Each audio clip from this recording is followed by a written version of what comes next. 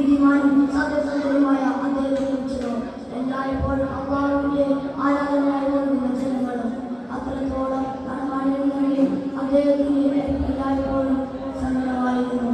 കല്യാണം കഴിഞ്ഞ് കുറെ കാലം ദുആ അവർക്ക് ഒരു കുഞ്ഞിക്കാലം കാണാനുള്ള ഭാഗ്യം അള്ളാഹു സുബ്ഹാനഹു നൽകിയില്ല. വർഷങ്ങൾ കടന്നുപോയി. അങ്ങനെ അവർക്ക് ഒരു കുഞ്ഞ് ജനിച്ചു. അദ്ദേഹം ആ കുഞ്ഞിന് പേര് വിളിക്കുകയും ചെയ്തു സഫിയ.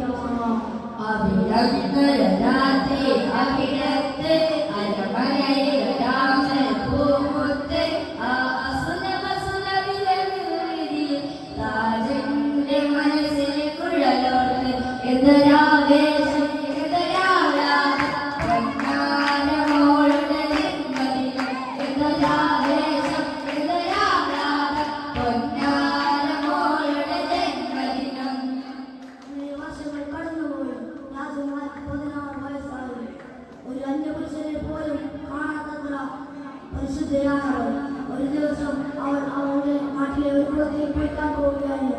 അപ്പോൾ അവളെ ഒരു ഫക്കീർ കാണാനിടയായി. അത് മറ്റാരുമായിരുന്നില്ല, സുന്ദരനും സുമുഖനും ആരോഗ്യവാനുമായ ആദിത്യമായിരുന്നു. അദ്ദേഹത്തിന്റെ ആഗ്രഹം മറ്റൊന്നായിരുന്നില്ല,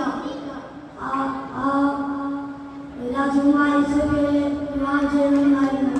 ഉടനെ ഈ കാര്യം രാജാവിനോട് പറഞ്ഞു. അപ്പോൾ രാജാവ് പറഞ്ഞു, ഞാൻ നിനക്ക് വിവാഹം ചെയ്തു തരാം, പക്ഷേ നീ അവർക്ക് ഒരു പിടിമുട്ടി മകനായി നൽകണം. അപ്പോൾ അയാൾ അത്ഭുതപ്പെട്ടു. അങ്ങനെ രാജാവ് പറഞ്ഞു, താങ്കൾക്ക് ഞാൻ ഒരു മാസം തരാം. അപ്പോൾ അദ്ദേഹം മടങ്ങുകയും ആ ഒരു മാസം കടലിൽ തിരയുകയും ചെയ്തു. അങ്ങനെ മുത്തു തിരഞ്ഞ് ആവശ്യമായി. അങ്ങനെ ഇസ്ലാമിൽ നിന്ന് ഒരു പിടിമുട്ടി കൈക്കലാക്കുകയും ചെയ്തു. നേരെ കൊട്ടാരത്തിലേക്ക് ഓടി. അങ്ങനെ അദ്ദേഹം കൊട്ടാരത്തിലെത്തി നോക്കുമ്പോൾ അത്ഭുതപ്പെട്ടു. അതെന്താണ്?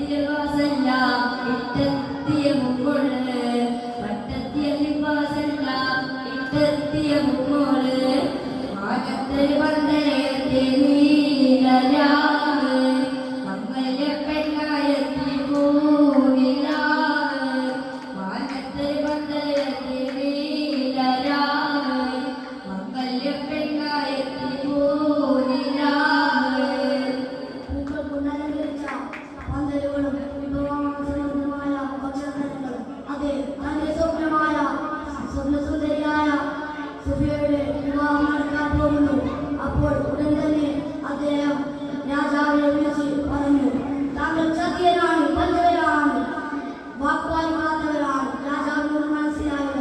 അദ്ദേഹം പ്രജകൾക്ക് മനസ്സിലാക്കി കൊടുത്തു. അപ്പോഴാണ് രാജാവിനെ എല്ലാം മനസ്സിലായത്. അങ്ങനെ ആ രാജാവ് അദ്ദേഹത്തിന്റെ കയ്യിൽ നിന്ന് ഒരു പിടിമുട്ടി വാങ്ങുകയും ചെയ്തു. അങ്ങനെ അവസാനം ആ രാജകുമാരൻ കല്യാണത്തിന് പിന്മാറുകയും അവരുടെയും കല്യാണം നടത്തിയെടുക്കുകയും ചെയ്തു. അപ്പോഴാണ് രാജാവിന് ഓർമ്മ വരുന്നത്, തന്റെ മകൾ പാമ്പുകടിയേറ്റ് മരണപ്പെട്ടതായി. അങ്ങനെ കല്യാണത്തിന് മരണപ്പെട്ടാൽ കാണുകയും പട്ടുകൊണ്ടുപോകുന്ന സഫിയയെ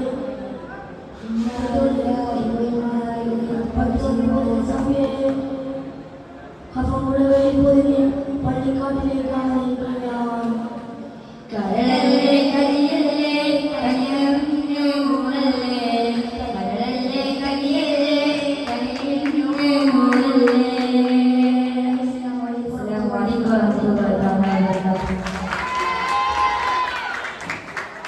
Next, go ahead and on the stage.